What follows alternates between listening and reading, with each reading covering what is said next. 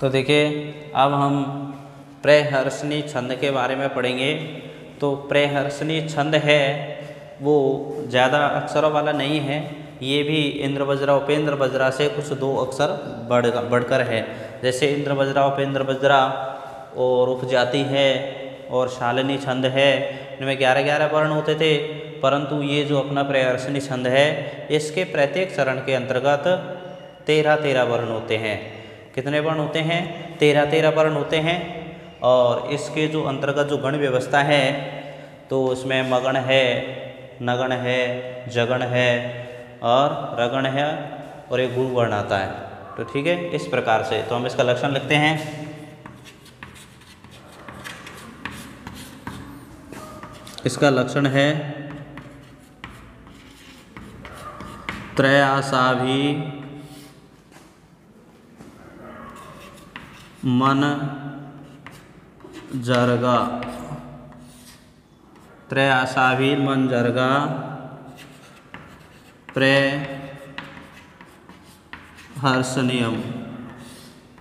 तो देखिए ये जो अपन का लक्षण है इसमें भी 13 ही वर्ण है। 1 2 3 4 5 6 7 8 9 10 11 12 13। ठीक है, तो ये अपना लक्षण है।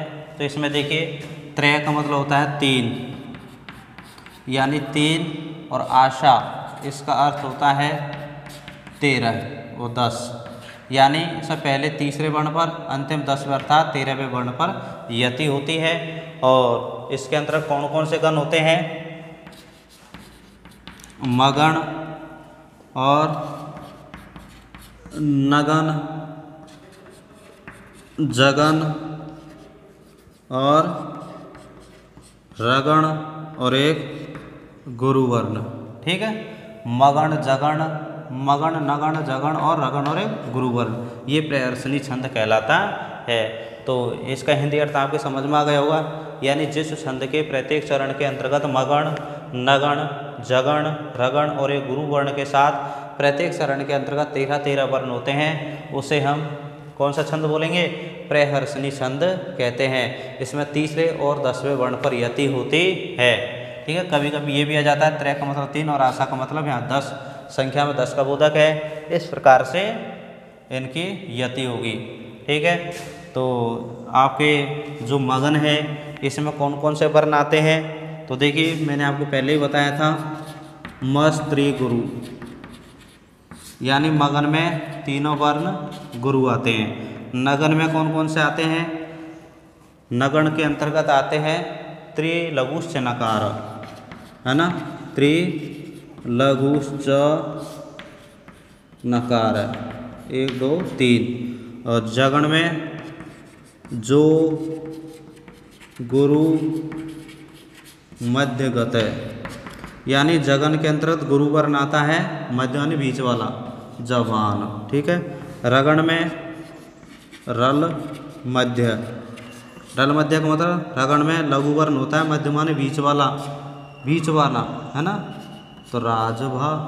ठीक है, ये गुरु वर्ण है, तो गुरु वर्ण के लिए एक ये प्रयोग किया जाता है। तो ये हमारे चिन्ह हुए, यानी प्रत्येक चरण में जो मगण, नगण, जगण और रगण है उसमें ये चिन्ह आने चाहिए, तब तो हमारा छंद सही होगा।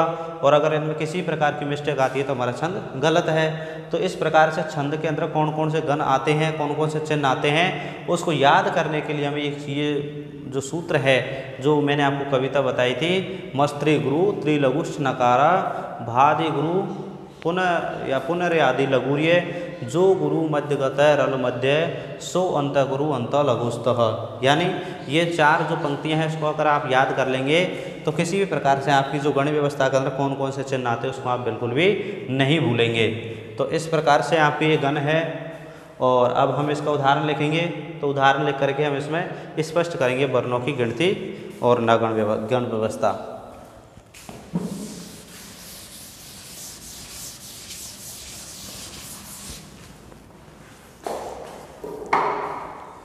एक बार इसका हिंदी अर्थ लिख देते हैं।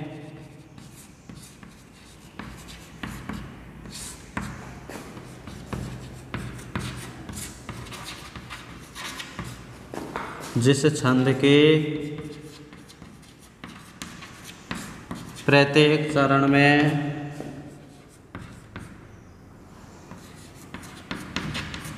मगण नगण जगण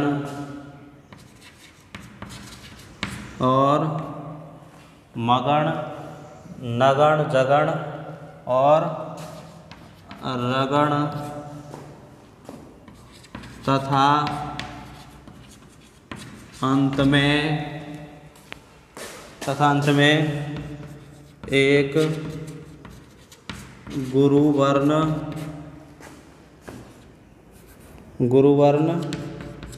हो तथा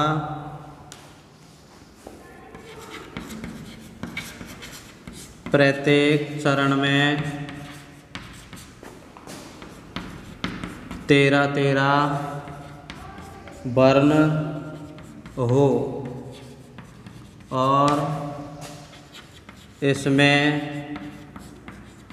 तीसरे वर्ण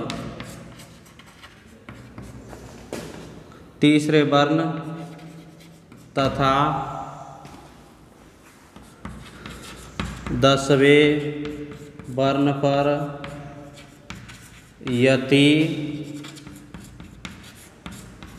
होती है।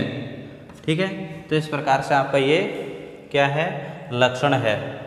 अब इसका उदाहरण लिखते हैं हम। तो देखिए ये अपना उदाहरण है और इस उदाहरण के अंतर्गत हम जो गण व्यवस्था है उसको लगाएंगे। तो इससे पहले गण गिन लेते हैं। 1 2 3 4 5 6 7 8 9 10 11 12 13। ठीक है, अब पहले अपन का क्या था, मगण। तो मगन में तीनों पर गुरु आते हैं, ये गुरु हो जाएगा, से आधा है ये गुरु हो जाएगा और ये गुरु है ये। ठीक है, मगण। फिर आता है 1 2 3 नगण। ठीक है, फिर आता है जगण 1 2 3, यहाँ आधा नहीं है इसको बड़ा हो जाएगा, जगन। ठीक है, फिर आता है राज और भा, रगण और एक गुरुवर्ण। ठीक है, इस प्रकार से अगला है बड़ा, और ये भी बड़ा आ जाएगा, सार। ठीक है, ये बड़ा और ये बड़ा शार्दूल है। फिर ये अपन का छोटा नगन। फिर ये अपना है एक बड़ा छोटा जवान। ठीक है, ये बड़ा छोटा बड़ा और गुरु। ठीक है, इस प्रकार से आप इनमें भी लगा सकते हैं, जैसे बड़ा 1 2 3 छोटा। ठीक है, छोटा बड़ा छोटा और बड़ा छोटा बड़ा और गुरु। ठीक है, इस प्रकार से आप ये गण व्यवस्था का निर्धारण कर सकते हैं। ठीक है, धन्यवाद।